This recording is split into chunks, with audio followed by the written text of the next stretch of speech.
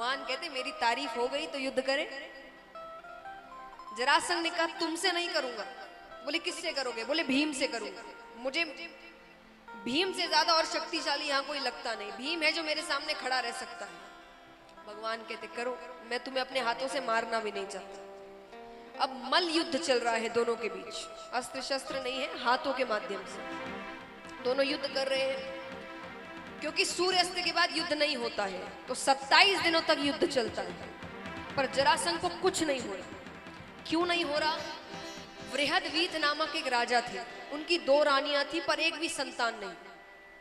कुछ संत उनके राज्य में आए, उन्होंने उनकी सेवा की। संत ने फल स्वरूप उन्हें एक फल दिया। अब संत को नहीं पता इसकी 2 रानियां हैं, उन्होंने एक फल दिया कि जाकर अपनी पत्नी को खिला देना, संतान हो जाएगी। उसने पत्नी से कहा, दोनों ने आधे आधे फल खा लिए। 9 महीने बाद बालक हुए आधे आधे, एक हिस्सा एक को होता, एक हिस्सा एक को होता। मृत बालक होते हैं, जीवित नहीं थे वे। रात्रि में हुए तो अब राजा को लगा कि प्रजा डर जाएगी कि राजा को ये क्या हो गया, कोई पाप किया होगा, उसका परिणाम मिला है।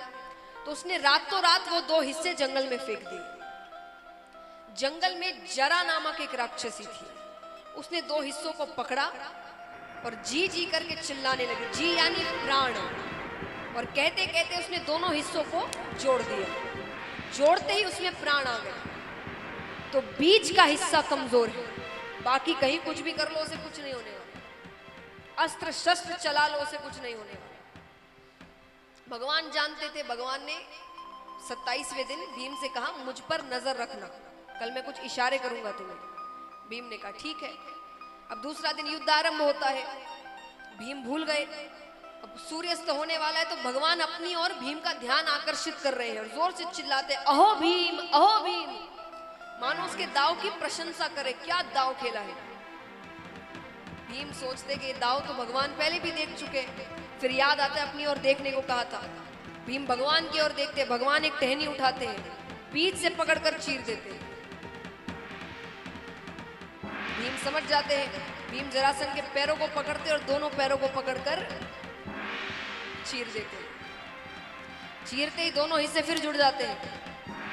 भीम फिर भगवान की ओर देखे, भगवान ने फिर टहनी उठाई, उसे बीच से चीरा और 2 विपरीत दिशाओं में फेंका। भीम पैरों को पकड़कर चीरकर 2 विपरीत दिशाओं में फेंकते हैं। इस प्रकार जरासंध का वध होता है। अब इस कहानी से हमें क्या सीख मिलती है? भगवान पर भरोसा, भगवान जो राह दिखाए उस राह पर चलो। भीम कम शक्तिशाली थे, आज हम बड़े बड़े शक्तिशालियों में भीम का नाम लेते हैं। भीम कह देते मैं नहीं मानता, मैं खुद शक्तिशाली हूं, 27 दिन लगे 10 दिन और लगेंगे पर मैं ही मारूंगा, आपके बोले बोले नहीं करूंगा। भगवान क्या कर लेते, करो जो मन में आए। पर उन्होंने, भगवान ने जो कहा वो किया। भगवान जो राह दिखाए उस राह पर चलो। जो इच्छा है कह दो कि मुझे ये चाहिए, वो अपने आप आपको मिल जाएगी, अपने आप।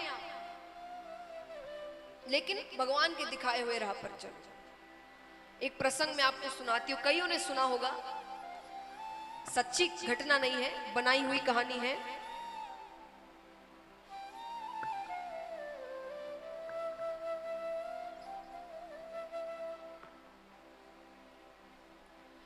बनाई हुई कहानी है। एक युवक रहता है 30 साल के आसपास। सुबह उठता है, उठते ही सामने यमराज खड़े हैं, अंत समय आ गया उसका। अब यमराज खड़े तो वो बौखला उठा। कोई नहीं सोचता कि 30 साल में सामने यमराज खड़े होंगे, सब 60-70 तो सोच के ही रखते हैं। तो वो बौखला उठा कि ऐसे कैसे मेरा अंत समय आ गया, मुझे कितने काम करने हैं, अभी परिवार के लिए कितना कुछ करना है, ये किया है, वो किया है, ऐसा किया है, सब कुछ। यमराज ने कहा मुझे नहीं पता, आज की जो लिस्ट निकली है इसलिए कहा मनगढ़ंत कहानी। अब यमराज से ऐसी बातें नहीं कर सकते, वो आते और ले जाते हैं। तो यमराज ने कहा कि आज की जो लिस्ट निकली है उसमें पहला नाम तुम्हारा ही है। युवक ने कहा ठीक है। युवक कहते कि ठीक है, मुझे सुबह उठते ही चाय पीने की आदत है, तो एक कप चाय पीकर चलते हैं। यमराज ने कहा ठीक है। वो चाय बनाता है, यमराज के कप में नींद की दवा मिला देता है। यमराज सो जाते हैं। सो जाते, वो लिस्ट निकालता है, अपना नाम ऊपर से हटाकर एकदम नीचे लिख देता है कि मृत्यु तो आनी है पर मुझे पूरा दिन मिल जाएगा। कुछ जरूरी चीजें हैं जो माता पिता को बतानी है, पत्नी को बतानी है, सब बताकर अब यमराज थोड़ी देर बाद उठते हैं। तो युवक ने कहा कि चलिए लिस्ट के हिसाब से जो लिखा हो, जिसका नाम हो, चलते हैं। यमराज ने कहा ठीक है।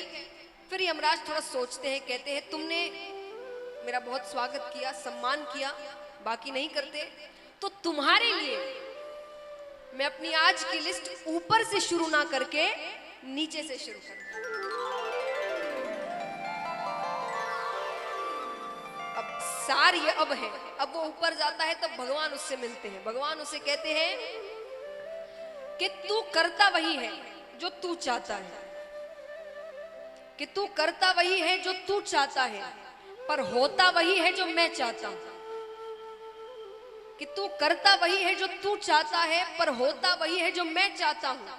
तो तू कर वही जो मैं चाहता हूं, फिर होगा वही जो तू चाहता है।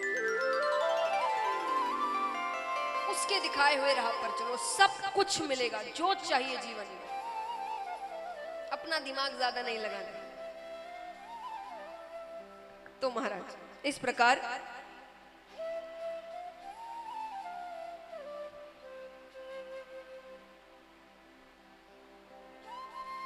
अब यहां पर जरासंध का वध होता है। बाकी छोटी छोटी कथाएं हैं। रात सूर्य यज्ञ होता है। यज्ञ में भगवान शिशुपाल का वध करते हैं, तो जल्दी जल्दी सुदर्शन चक्र निकालते हैं, उनकी उंगली कट जाती है। द्रौपदी जी अपनी साड़ी फाड़कर उनकी उंगली पर बांधती है। तब भगवान कहते हैं कि मैं इसे वापस करूंगा, क्योंकि भगवान किसी का उपकार नहीं रखते। अब यहां पर एक मायावी महल बनाते हैं पांडव, तो कौरवों को बुलाया जाता है कि आइए देखिए। क्योंकि मायावी महल है, दुर्योधन को समझने में थोड़ा समय लग गया। दुर्योधन को ठोकर लगती है, वो गिर जाते हैं। सामने से द्रौपदी जी जा रही थी। द्रौपदी जी ने कहा, थोड़ा हंसी मजाक करते हैं, द्रौपदी जी ने कहा अंधे का पुत्र अंधा। उसी दिन महाभारत के युद्ध का बीज। बाद में जब वे वापस आते हैं तो धृतक्रीड़ा का खेल होता है, जिसमें पांडव अपना सब कुछ हार जाते हैं। अंत में द्रौपदी जी को दांव पे लगाया जाता है, उन्हें बीच सभा में लाया जाता है बहुत क्रूरता से। नारियों का इतना अपमान उस समय राक्षसों के सभा में भी नहीं हुआ था जो पांडवों की सभा में, कौरवों की सभा में हो रहा था। दुर्योधन कहते हैं इसे निर्वस्त्र किया जाए। कुछ देर तो द्रौपदी जी अपनी साड़ी को मुख पर बांध कर रखती है। जब हार जाती है तब पूरे हाथ उठाकर कहती है, हे द्वारिकाधीश मेरी रक्षा कर, द्वारिका के नाथ मेरी रक्षा कर। भगवान आते और कपड़ों का पहाड़ लगा देते हैं। दुशासन खींचता जा रहा है, कुछ हो नहीं रहा। अब यहाँ पर भगवान सहायता करते, पर पांडवों को सजा तो मिलती है, वनवास होता है उन्हें। वनवास के बाद वापस आते हैं, वापस आकर अपना राज्य मांगते हैं। कौरव मना कर देते हैं, युद्ध करो और ले जाओ। दोनों के बीच युद्ध होता है और युद्ध में अंत में हम सभी जानते हैं कौन जीतता है। पांडवों की जीत होती है और कौरवों की हार होती है।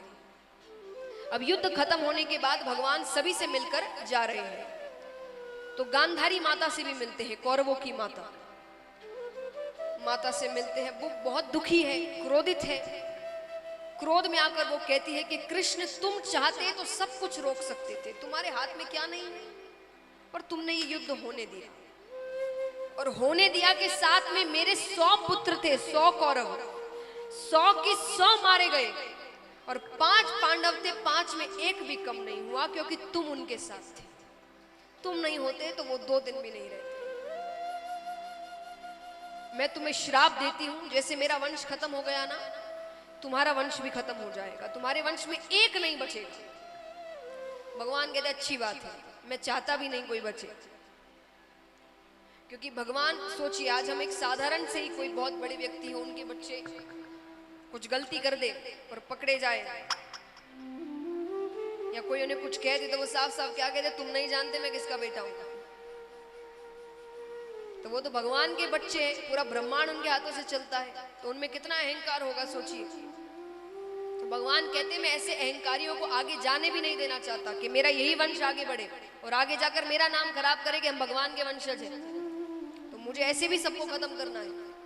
आपके श्राप से मेरा काम आसान हो गया। और वही श्राप अपना असर दिखाता है।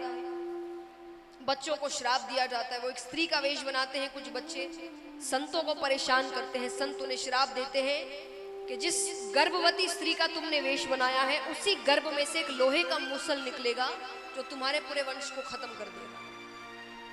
सच में उसमें से एक लोहे का मूसल निकलता है। पहले तो उग्रसेन जी उसे पूरा घिसकर छोटा सा टुकड़ा बचता है उसे नदी में फेंक देते हैं। नदी में एक मछली उसे निगलती है। यहाँ सारे बच्चे मदिरा पान करते हैं, मदिरा पान करके नशे में हैं, कुछ समझ नहीं आ रहा क्या कर रहे हैं। झगड़ा हो जाता है, झगड़ा होते होते एक दूसरे को मार देते हैं। बलराम जी बीच में आते हैं, उनकी भी मृत्यु हो जाती है। सब खत्म हो गए, अब बचे सिर्फ भगवान। भगवान सबसे मिल रहे हैं। नंद बाबा, यशोदा मैया, गोपियां, देवकी माता, वसुदेव जी सबसे मिलते हैं। उद्धव जी, देवकी माता उनसे कहती है कि तुम तो जा रहे हो, मैं तुम्हारे लिए जीवित थी, अब मुझे मेरे 6 पुत्र वापस करो। तब भगवान यमलोक जाते हैं और वहां से जो 6 पुत्रों को कंस ने मार दिया था उन्हें वापस लेकर आते हैं। गोपियों से कहते हैं चिंता मत करो, मैं वृंदावन छोड़कर कभी नहीं जाऊंगा। भगवान जाने वाले हैं, कथा विश्राम की ओर बढ़ रही है। उद्धव जी से मिलते हैं। उद्धव जी कहते हैं प्रभु अभी तक आप धर्म की रक्षा कर रहे थे, अब आपके जाने के बाद कौन करेगा। भगवान कहते हैं तुम श्रीमद् भागवत का प्रचार प्रसार करो, मेरे बाद ये धर्म की रक्षा करें। ये मेरा स्वरूप है, मेरी लीलाएं हैं, मेरे शब्द हैं। उद्धव जी तब जाकर इसका प्रचार प्रसार शुरू करते हैं। अब भगवान सबसे मिल चुके, एक पेड़ के नीचे लेटे हुए हैं। जितनी पत्तियां शाखाएं हैं वो सब भगवान को ढक कर रखी है, सिर्फ भगवान के पैरों की मणि दिख रही है, चमक रही है। अब जो मैंने आपको बताया था लोहे का मूसल, उसका आखिरी हिस्सा नदी में गिरता है, उसे एक मछली निकलती है। उस मछली को एक शिकारी पकड़ते हैं, काटते हैं, उस हिस्से को निकालते हैं और अपनी तीर के आगे लगाते हैं। अब वो शिकारी वहां रास्ते से जा रहा था, भगवान की मणि दिखती है पैरों की, पैर नहीं दिख रहे, सिर्फ मणि चमक रही है। उन्हें वो हिरण की आंख लगी, हिरण की आंख चमकती है, उसे लगा हिरण की आंख है, हिरण की आंख समझकर उसने तीर चला दिया। तीर जाकर भगवान के पैरों पर लगती है। भगवान खड़े होते, अब भगवान को देखकर तो वो रोने लग जाए कि मेरी वजह से आप जाएंगे, मैंने आप पर तीर चलाया। भगवान कहते चलाया नहीं, मैंने चलवाया। क्यों चलवाया? बोले राम अवतार में मैंने तुम पे पीछे से वार किया था। कौन थे वे? बाली।